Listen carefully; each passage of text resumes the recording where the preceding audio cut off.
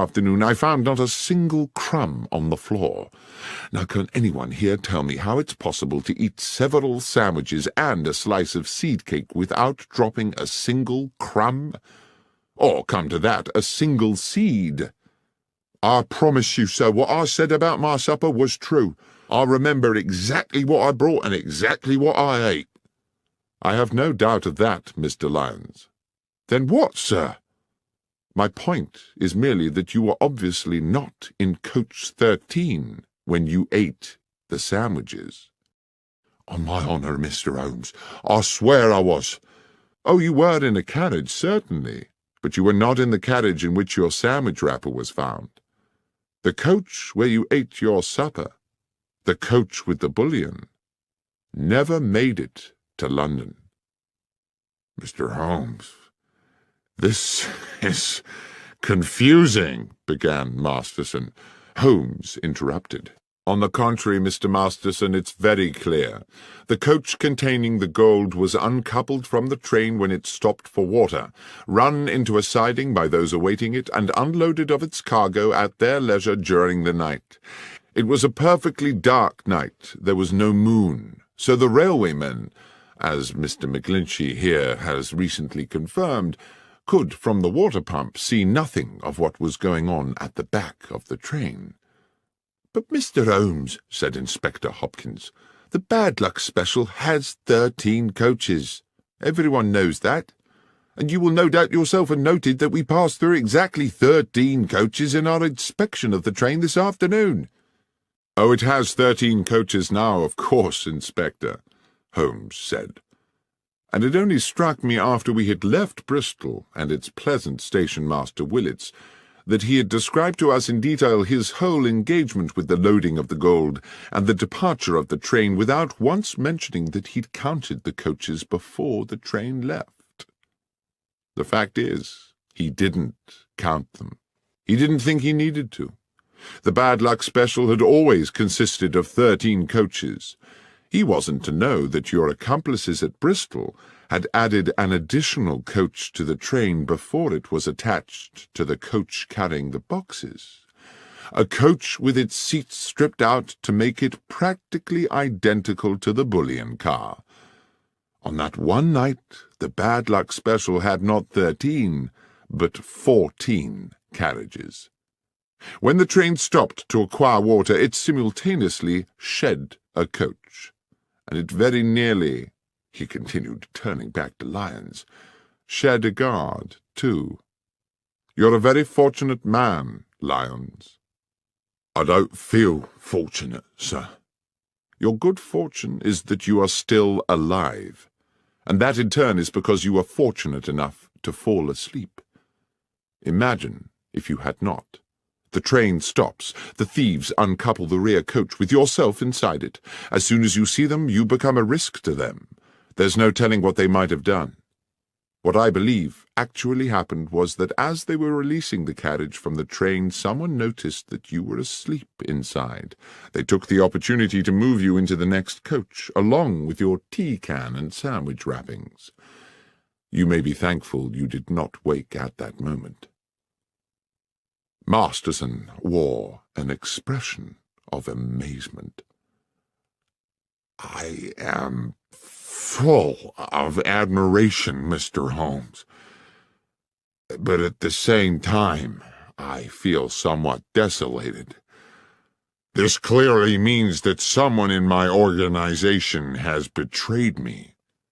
Which brings me back to the ring of scarlet silk discovered in the carriage, certainly an intriguing adornment to the problem, said Holmes.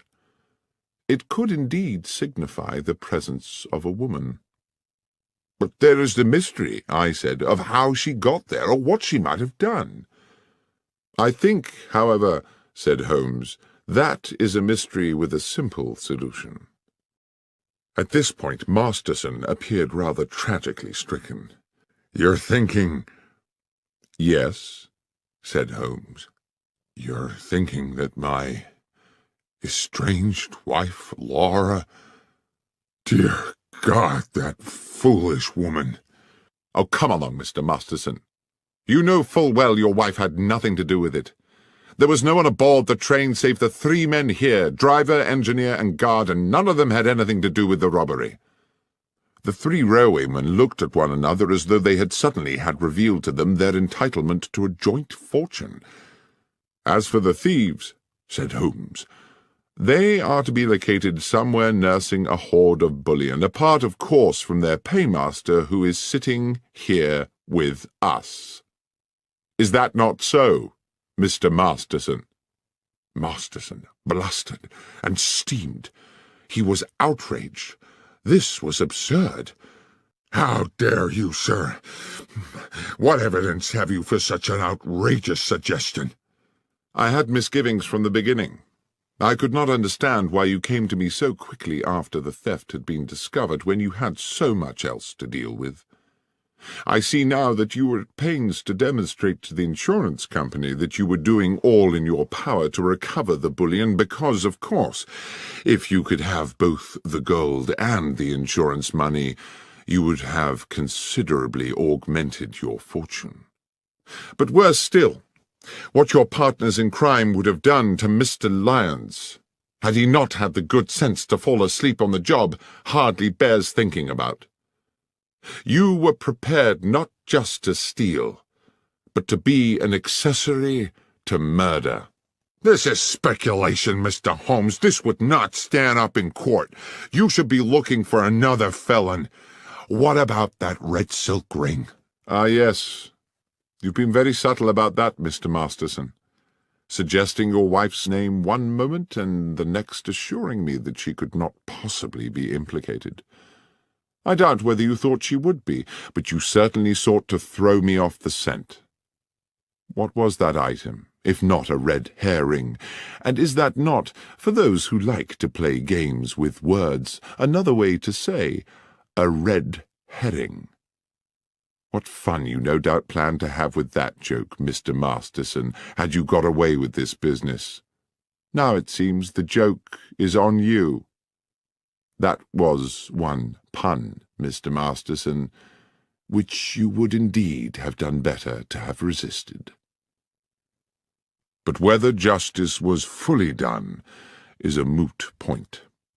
In expectation of reducing his own sentence, Masterson eventually divulged the names of his accomplices, and led police to the embezzled bullion. And although he was committed to prison for several years, it was clear that once his sentence was served, he would continue the life of a wealthy man.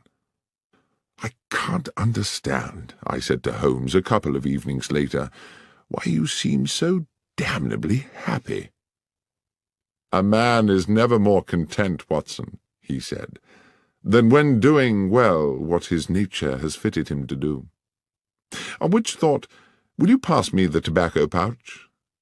I think we should indulge ourselves in a brace of good pipes."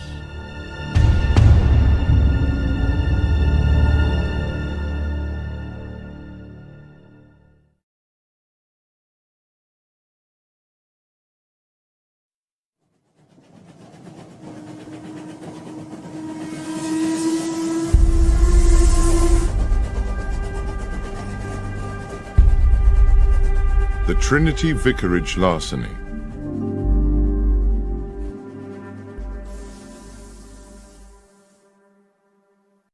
One fine spring morning, Sherlock Holmes and I received into our rooms a portly gentleman in a purple dress. That at least is how it momentarily appeared to me, as I glanced up from the Daily Chronicle at the open door. The purple gentleman, it transpired, was the Right Reverend the Lord Bishop of Kent, an old acquaintance of Holmes, and he had brought with him, as so many of our visitors do, a problem that was clearly causing him some agitation. Mollified a little by coffee and a cigar, Bishop Spriggs needed no prompting to divulge his story. "The nub of my problem, gentlemen, is an unfortunate young priest. A young man of promise and talent, very popular with his parishioners, who has inadvertently got himself into deep water." "Intriguing," said Holmes. "You may recall," the clergyman continued, that Trinity Church in the Kent village of Hatchingham was last year in the news because of an exceptional discovery. Of course, I said. A silver chalice of considerable worth was discovered in the crypt. Yes, Dr. Watson. A magnificent medieval relic, the so-called Hatchingham Grail, weighing some 22 pounds. With my approval, it was sold to the British Museum, with the idea that a good portion of the proceeds would go towards restoring Hatchingham Church. The Reverend Kingsley, pending the beginning of the building work, had locked the money up in the church crypt. It was stolen yesterday. Holmes, you can imagine what an outcry there'd be if this found its way into the papers. It would be bad for Kingsley and the Hatchingham parish, and goodness alone knows what it would do for the reputation of the church. At any cost, the money must be recovered and the thief put away. And I mean any cost, Holmes. Let us not concern ourselves with fees just yet, Holmes said. Are there any clues at all as to who might be responsible for this theft? I'm not sure about clues, replied the clergyman. Kingsley did make some sort of an attempt to discover the identity of the villain by chasing him over the fields after the theft, but I'm afraid he didn't get very far. I think we had better meet the young reverend, said Holmes, as soon as is practical. Watson, would you be at liberty to accompany me to Hatchingham for a few days? I'm utterly indebted to you both, said the bishop. I dare say while you're in Hatchingham we could put you up at the Trinity Church rectory. Or there's the Jolly Bulldog, if you'd prefer an inn. Ah, said Holmes, the Jolly Bulldog. Now that sounds like just my kind of animal. We journeyed to Hatchingham the next morning and established ourselves at the cosy but crumbling hostelry that was the Jolly Bulldog. Our landlord was a bluff man called Starkey, taller by inches than Holmes, and compelled to stoop to avoid the beams of his own ceiling as he lumbered about in heavy boots serving his customers. He grudgingly provided us with a late snack of bread and some rather tough cold meats, complaining that if everyone chose to be fed at 2:30 in the afternoon they would have to invent a new word for the meal taken between luncheon and dinner. "Leftovers?" said Holmes to me impishly, and at a level which I am sure Starkey was meant to overhear. "Might be that word?" The publican growled ominously as he left us, and I leaned over to Holmes and whispered, "There is surely an example of how a little power may go to the head of a man and make him too big for his boots." "I was thinking rather," said Holmes, "from the way he clumps about this place, that his boots are rather too big for him." I saw the two gentlemen on a nearby table smile at this remark. "I shouldn't take a lot of notice of Starkey," said one of them amiably. "He's just as tiresome with all the customers."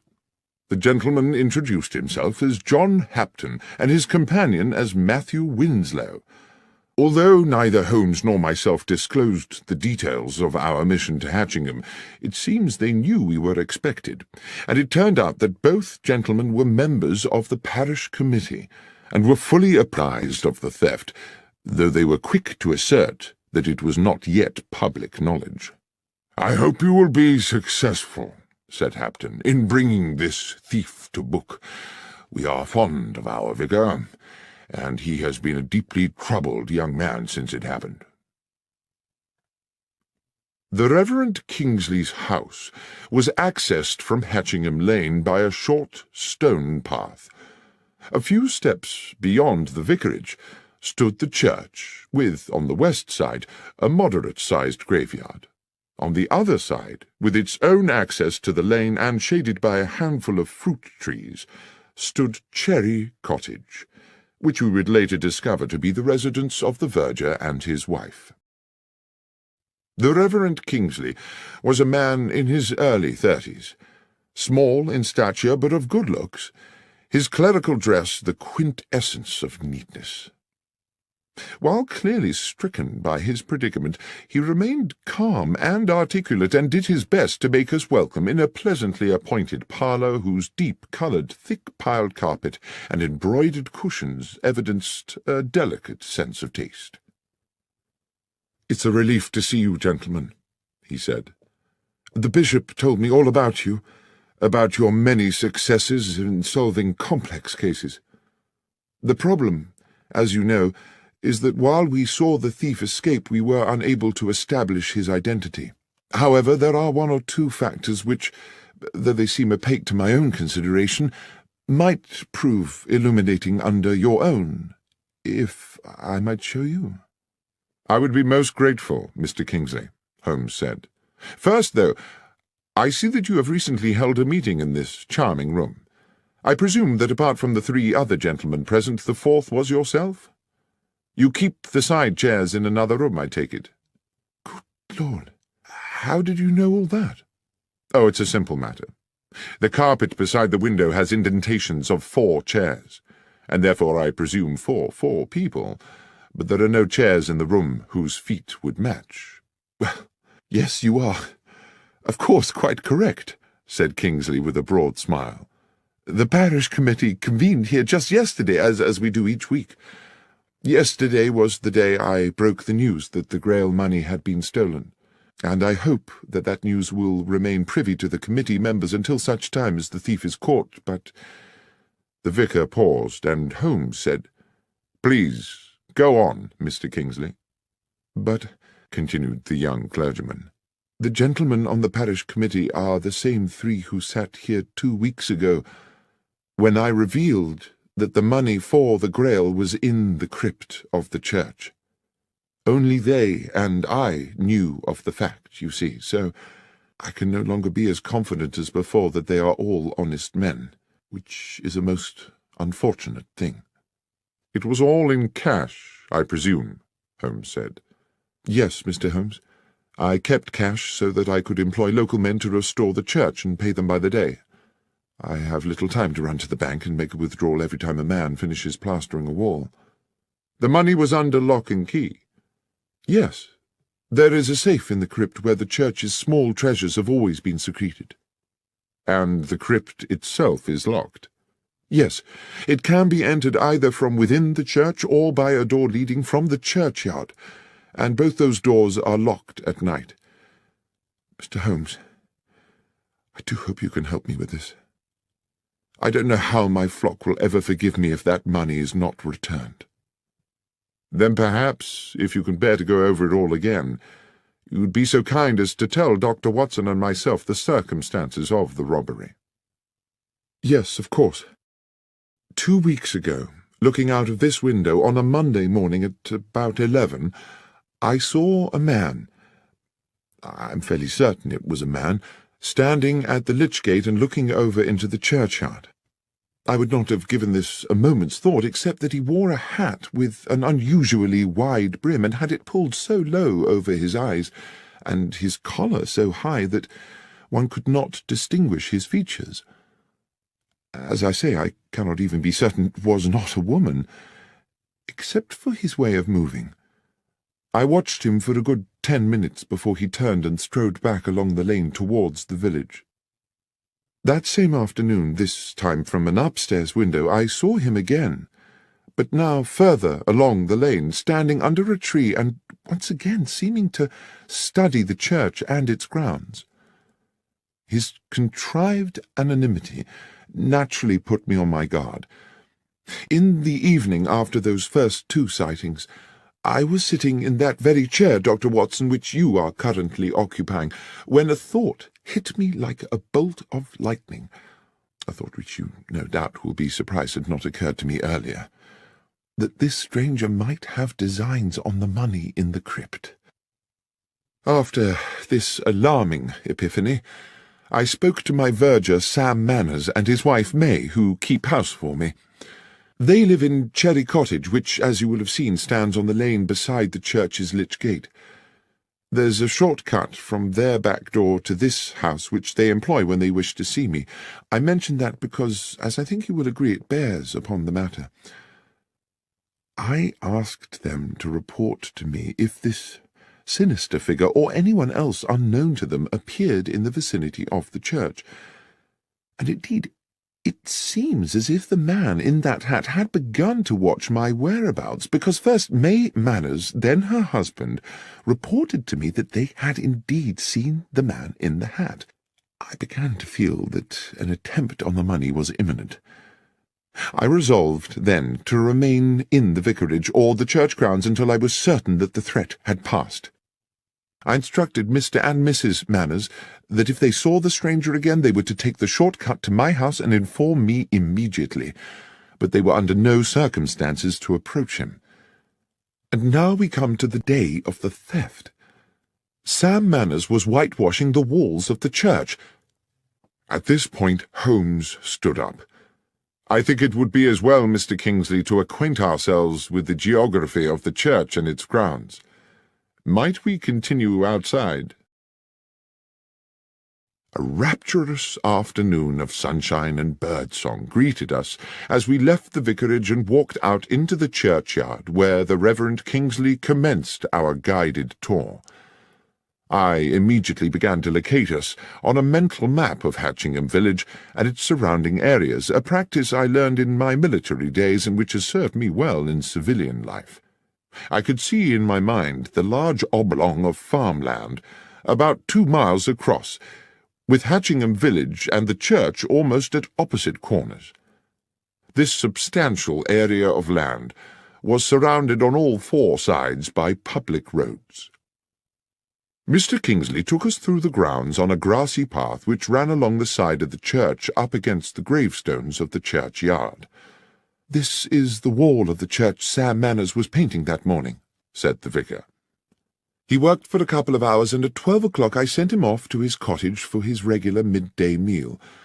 I went back into the vicarage and took up a book. After about 20 minutes there was a knock at the back door. Mrs. Manners was in a frantic state. She and Sam had just seen the man in the white-brimmed hat going into the churchyard. I told her to return immediately, and to tell Sam to meet me here at the crypt door, and I came here directly to find myself staring at a spectacular mess." He pointed to a flight of 4 steps just off the path, leading to a door low down in the half-painted church wall.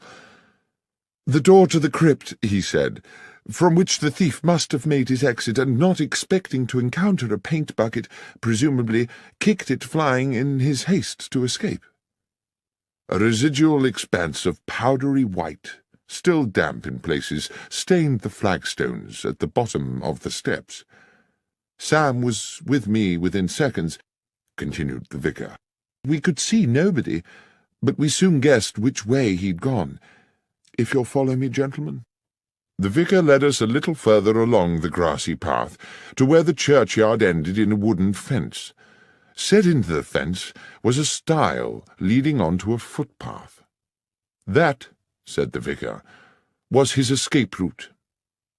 Beyond the stile, the ragged footpath traversed the meadow through weeds and rough grasses, stretching away into the distance. Along this narrow track could be seen intermittent blobs of white. "And I suppose the presumption would be," said Holmes, "that the trail of white paint marks are the fleeing man's footsteps." "Yes, exactly. Obviously our man escaped across the field to Harding Lane, Mr. Holmes." My companion nodded. He stopped at the stile. "There are 2 white handprints here," he said. "A right hand and a left hand. The fellow was in some haste, as indeed one would expect." Holmes crossed the stile athletically, and walked a little way into the field. Bending down, he examined one of the white marks, then plucked up a handful of grass and returned to us. "Thank you, Mr. Kingsley. I think I've seen all I need to here. Is there anything else you think might help us?" "Yes," said the vicar enthusiastically. "Back at the house." Holmes requested that Sam Manners and his wife join us in the vicarage, and a little afterwards in Mr. Kingsley's kitchen. Mrs. Manners set herself to the task of making us all tea, while Holmes paced the stone floor slowly. I sat at the kitchen table with the vicar and Sam Manners, a ruddy man in his early 40s, whom Holmes was now addressing. "So, Mr. Manners, you are the only person to have caught a glimpse of the man in the hat on the day of the robbery?"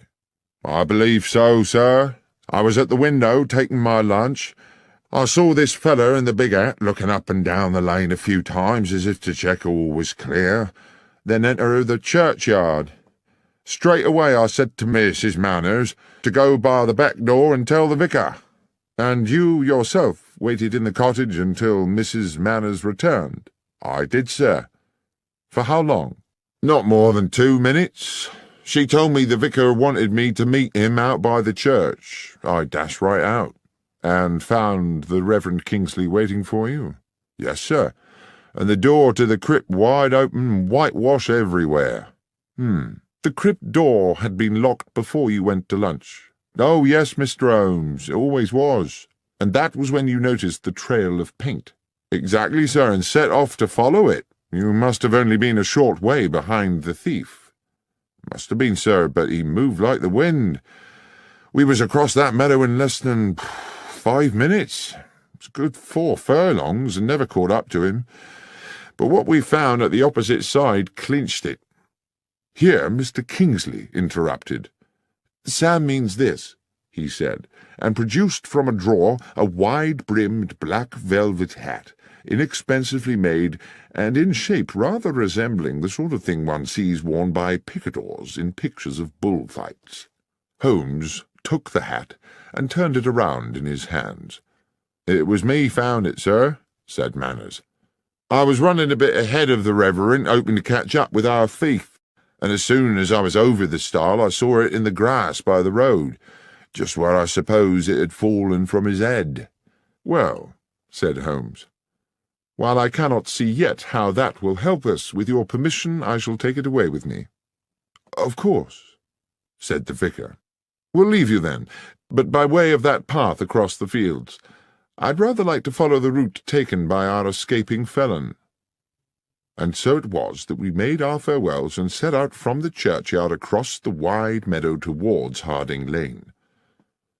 Although it had been a week since the church thief had fled, there remained a clear trail of white footprints across the entire width of the field.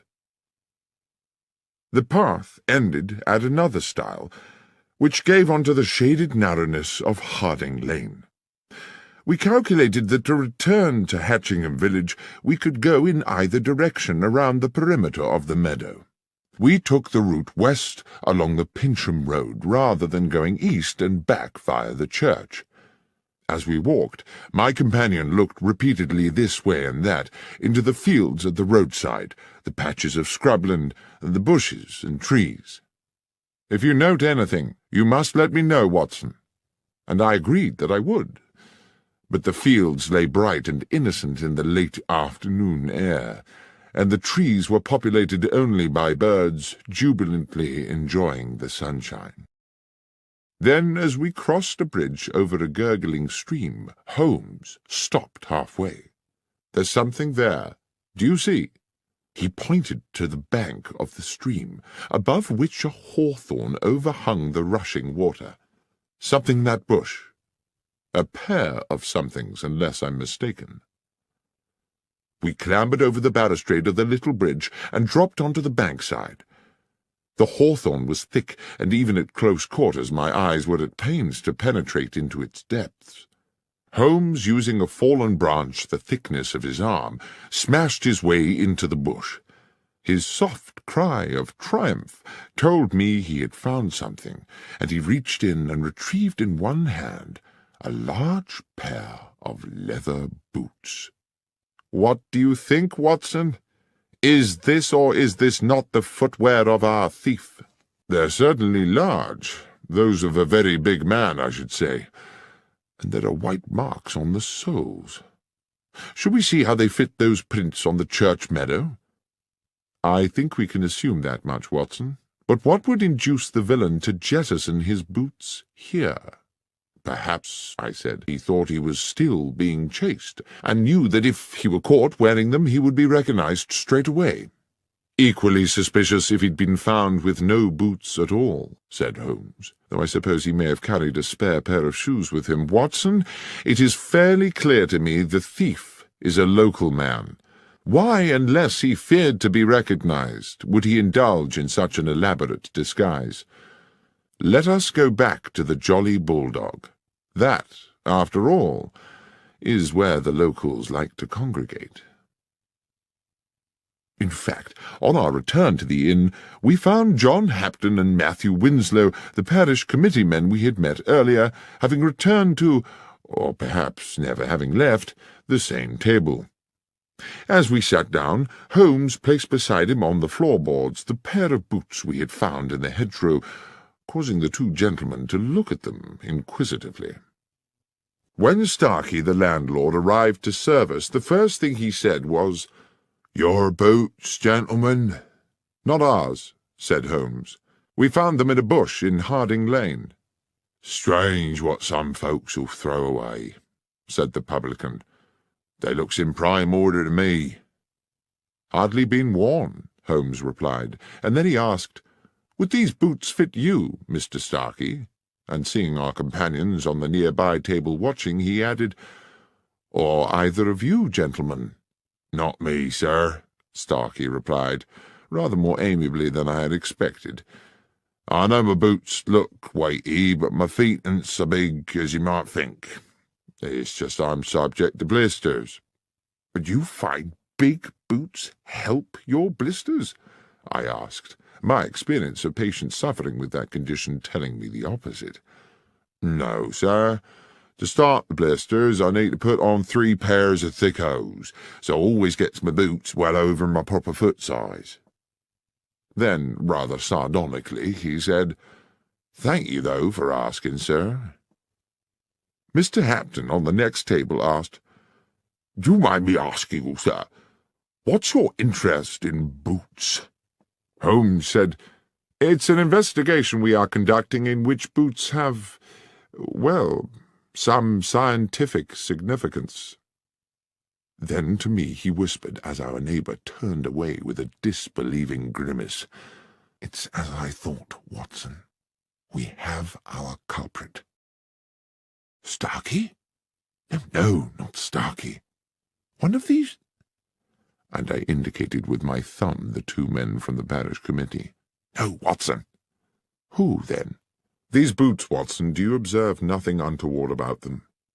"No, not at all. They're practically new. They're of a large size. Apart from that, they are undistinguished." "On the contrary, my friend, I would say they were distinguished by a lack of paint." "I beg your pardon?"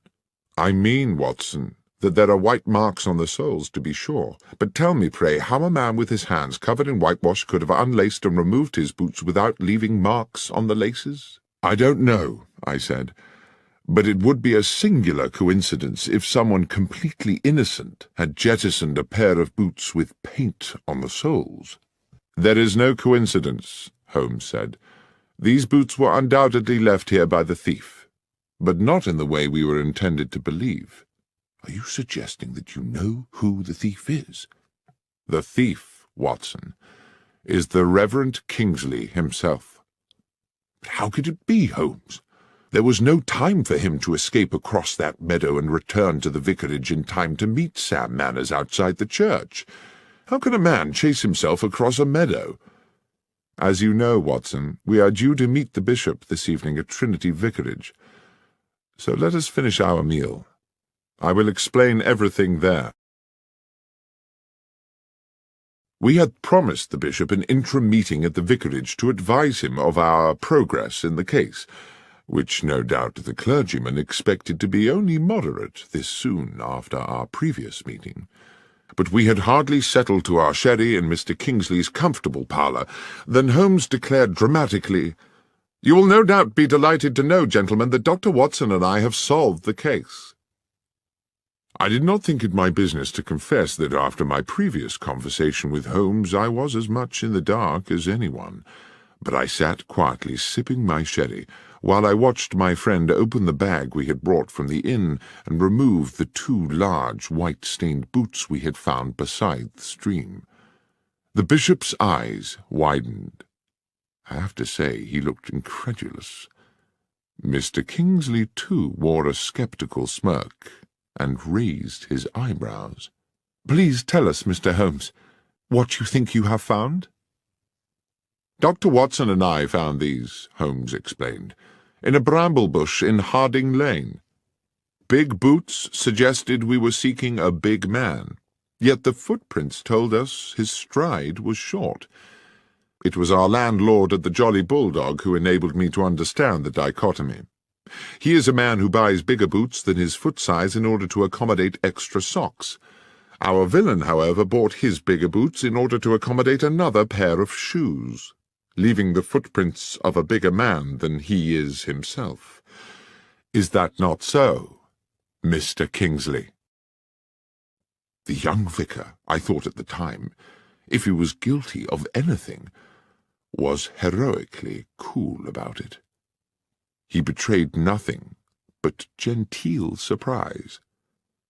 "Are you suggesting that I was the thief, Mr. Holmes?" "Holmes," said the bishop gravely, "from what I understand, Mr. Kingsley and his verger practically managed to catch up with the thief on that fateful day.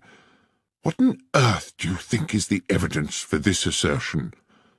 "My lord," Holmes said confidently, "Mr. Kingsley wished to embezzle the money raised by the sale of the Hatchingham Grail and decided to construct a piece of theatre which would deceive investigators. He not only invented the spectral man in the large-brimmed hat, he also on several occasions paraded in the hat and the high-collared coat, and ensured that Mr. and Mrs. Manners caught a glimpse of him.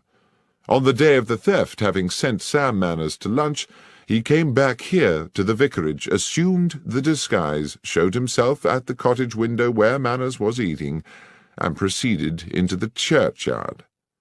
Dashing back to the vicarage again, he slipped out of his cloak and hat and waited for Mrs. Manners' knock on the door. He told Mrs. Manners to summon her husband and rendezvoused with him outside the crypt door." "And then what?" said Mr. Kingsley, insolent with fury. "I put on these boots, unlocked the church, went down to the crypt, took the money, escaped the church, jumped the stile and ran across a mile of the field, then dashed a mile back, took off the boots and waited calmly for Sam to arrive, whereupon I went chasing off across the field again. That would indeed have been ingenious. To do in 2 minutes what an athlete could not do in 20. Yes, indeed.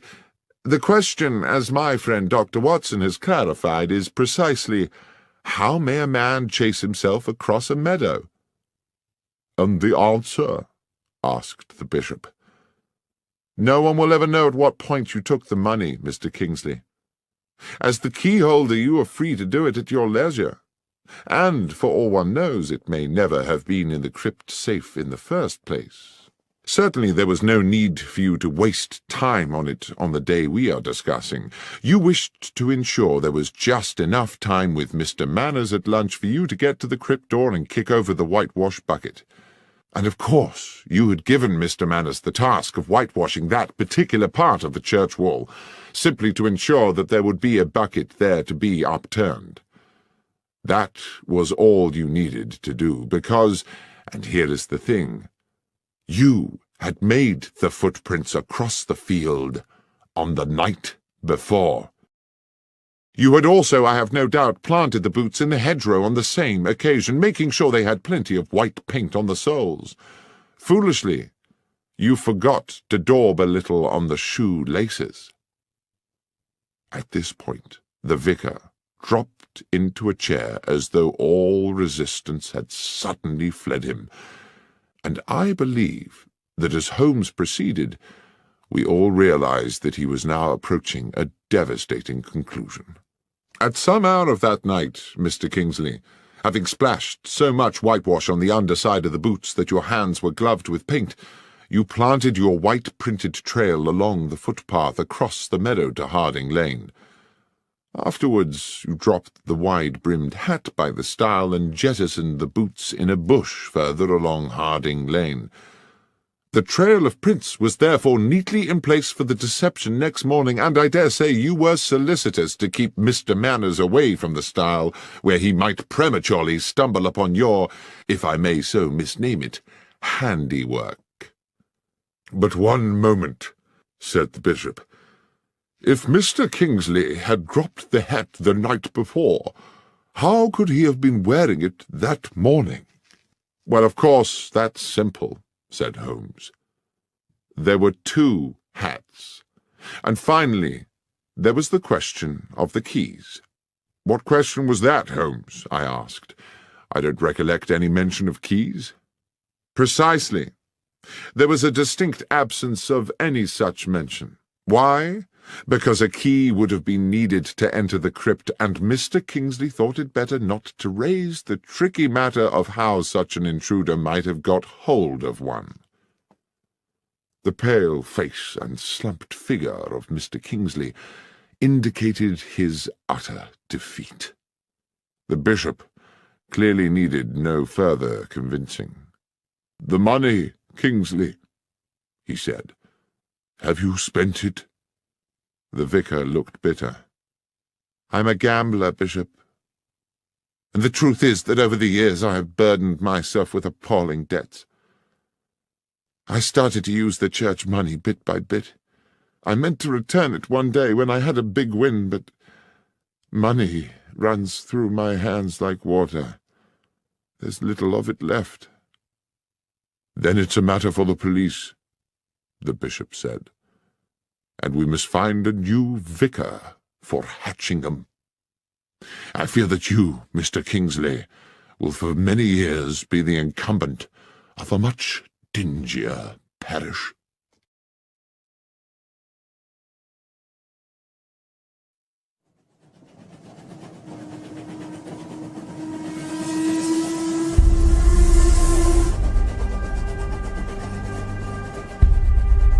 The 1059 Assassin.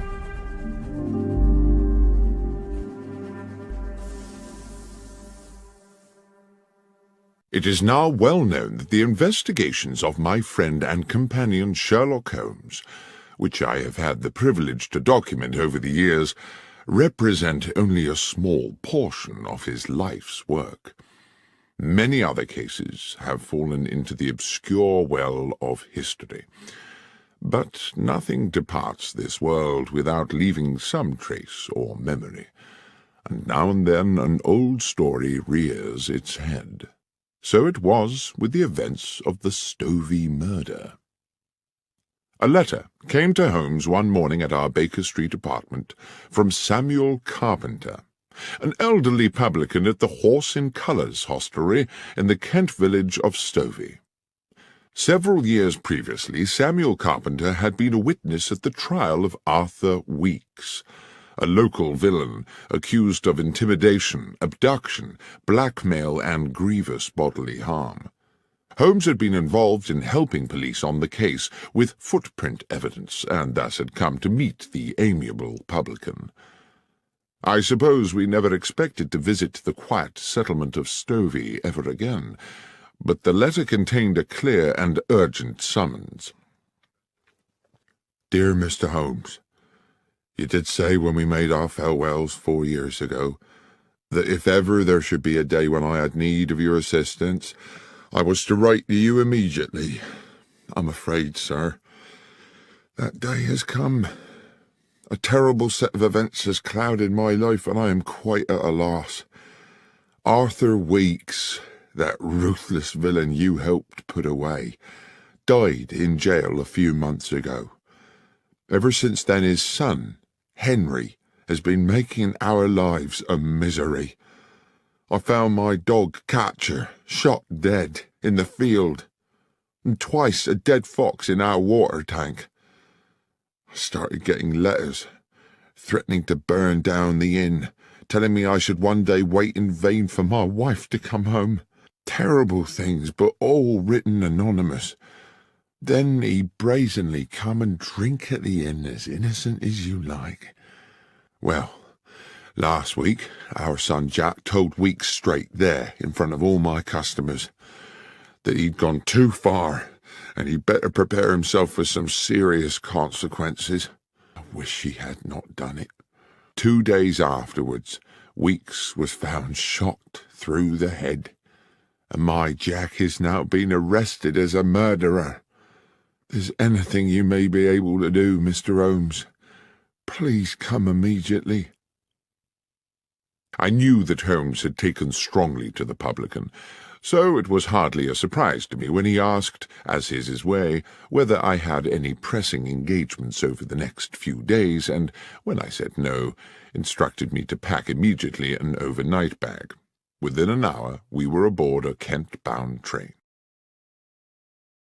In Stovey village we took rooms at the Horse and Colours, and as soon as we were settled in, sat with our landlord at a table in the bar, where a large fire battled the chill in the air. Holmes said, "Now, Mr. Carpenter, the first thing you must do, if I am to help you, is to answer my questions honestly and accurately." "That I will do, Mr. Holmes." "Your Jack made a threat to Henry Weeks here in this bar?"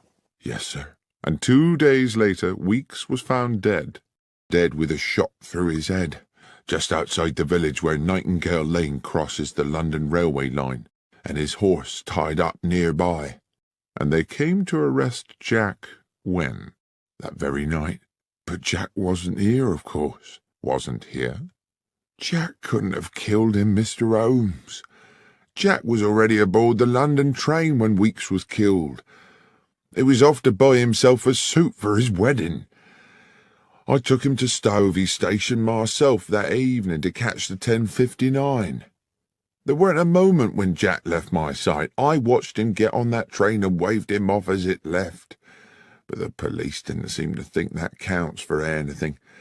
Soon as he got back here next day, they carted him off, and he's now under lock and key in Maidstone jail." "Well, Mr. Carpenter," said Holmes, "I accept unequivocally that what you are telling me is the truth. But my sense is that this is going to be a very convoluted business, and I must impress on you the need to be patient." When Carpenter had returned to serving his customers, I said quietly to Holmes, "Surely, if what the old chap says is true, the police have no case. Weeks must have had 100 enemies hungry for his blood, with far weaker alibis than Jack Carpenter." "Perhaps so," said Holmes, "but I fear the word of a father in defence of a son is unlikely to be regarded in court as compelling evidence, especially when the police have their minds made up in advance. Watson, I've a suspicion that things may get a lot more obscure before they become clearer. Let's make good use of the afternoon by acquainting ourselves with the details of Henry Weeks' unfortunate end." Our escort to the scene of the crime was a local policeman, Sergeant Berry, a man of stubborn practicality, whose uniform one suspected must have been artfully augmented to accommodate the spectacular rotundity of his belly. He clearly felt he had better things to do than to accompany a consulting detective to the scene of a crime when the culprit was already halfway to the gallows. Walking from Stovey village, we arrived at a spot about 30 yards from a level crossing, where the main London railway line traversed Nightingale Lane. "Darkhill Crossing. Corpse found here," Sergeant Berry said bluntly. 6 feet from the fence. Victim's horse still tied to the fence. Cause of death, single bullet entering just here." He put a plump finger in the centre of his brow. "Weapon?" "A gun," said the policeman insolently. "I am aware," said Holmes, clearly irritated, "that if a man is killed with a bullet, then the probable source of the missile is a firearm. What I want to know is whether the weapon has been found, or, if not, whether anyone has deduced the type of gun from the type of bullet." "No gun found," said Berry. "As for the bullet, far as I know, it's still at the end of a short tunnel into his skull." "And the horse?" "Oh, I don't think we can pin it on the horse, sir," the policeman said with a smirk. "Sergeant Berry," Holmes was threateningly patient, Are you able to assist me in this investigation, or would it be more convenient to you if I were to apply to my acquaintances at the Yard to find me an alternative guide?" The policeman looked suddenly chastened. "Just my joke, Mr. Holmes. Yes, I can take you to the horse, sir, and to the body." We saw the horse first. It had been stabled with the police horses in a yard in the village, a tall brown stallion with rather frightened eyes. When young, it must have been a formidable creature. Now it looked ragged from a lifetime of hard riding. Holmes looked it over carefully. The animal was skittish, seemingly distressed, and tried to pull away when Holmes held its bridle to examine its head. I watched rather nervously as my friend entered the stable bay and walked round the animal, which threatened to jostle him against the walls. Then, when he reached the front of the creature again, Holmes said, "There's a mark here. A sharp wound, can you see?" On the right foreleg, just above the fetlock joint, was a slender but quite noticeable lesion, apparently caused fairly recently. Holmes turned to Betty again. "Was this mark here when the horse was found?" "I believe so." "Good. Well, since we seem to be in the business of investigating wounds today, you'd better show us the way to the morgue. Incidentally, Sergeant, how well do you know the accused man?" "Fairly well," replied the policeman. "Do you know whether he has friends, acquaintances, perhaps, of some intimacy?" "Well, not really that I know of, sir. He was always at his father's public house, and they were ever a close lot. I mean, Sergeant Berry stopped. He became instantly animated and businesslike. A gleam came into his eyes, and he said, "Look, there's the mortuary, Mr. Holmes, just after the church. I'll leave you to it, if I may. Just thought of something rather urgent I've got to do." And very briskly, almost running, he disappeared back towards the village. "Strange," I said to Holmes. "What do you think that was about?" "I think," said Holmes, "that I've put an idea into his head. I only hope it doesn't complicate matters." It transpired that a post-mortem on the dead man had been commissioned, but that the police pathologist had only arrived from London that morning, possibly on the same train as Holmes and myself. I knew Professor Yardley a little through my connection with St. Mary's Hospital in Paddington, and he was quite amenable to my assisting him with the matter in hand. He was a conscientious practitioner, and while the cause of death seemed evident, he thoroughly inspected the externalities of the corpse before opening it. The head wound was a clean, almost star-shaped hole, glutted with dried blood. There was no wound on the back of the head, and it was apparent that the bullet had not exited the body. "Notwithstanding that there was no weapon at the scene," Holmes said, "suicide seems out of the question, wouldn't you say? There are no powder burns to the skin, and, besides, the wound is probably too small for a close shot. I'd say the missile came from some distance." The bullet had, it turned out, penetrated the brow and lodged deep in the parietal lobe of the brain, but, as Holmes had suggested, the hole in the skull was small, and there was not the dramatic shattering of bone one might have expected from a close shot. Suicide, Professor Yardley concurred, was not a possibility. "We are certainly looking for a murderer, then," I commented to Holmes as we wandered back towards Stovey. "Well, somebody killed Henry Weeks for certain, Watson. But I have to confess that at this moment I have no idea who it was." "You don't think we might be wrong about Jack Carpenter after all?" "I do hope not, Watson. It would be an appalling tragedy. But then I suppose for one poor soul or another, murder always is." I had hoped that our next port of call would be the Horse in Colours, for an icy wind had blown up, and I was ready for a glass of beer and the comfort of the inn's blazing logs. But Holmes walked us straight to Stovey Station, where, he said, we must make an important call. I steeled myself against the increasing cold as the last light faded from the sky. The station-master at Stovey was Milton Fraser, a man dressed to give the impression of order and precision, his cap fitting perfectly the balding sphere of a small, neat head, and a fine silver pocket-watch peeping from his waistcoat pocket. Holmes, whose own knowledge of the country's railways is second to none, won his confidence easily. "I wish to ask you, Mr. Fraser," he said, "about yesterday evening. There is a late train to London, I believe." "The 10:59, sir." "It was on time?" "It was, as it generally is. Not much traffic on the tracks at that hour." "And do you recall whether any passengers boarded the train at Stovey?" "Of course I do, sir. Young Jack Carpenter." "Just him?" "Yes, sir. His father saw him aboard. I watched the train pull away myself." "And there is no way anyone could have left the train after that?" "Well, not here in the station, no, not without my seeing him." "Not in the station?" "No. I suppose it might be possible for someone to alight at the crossing."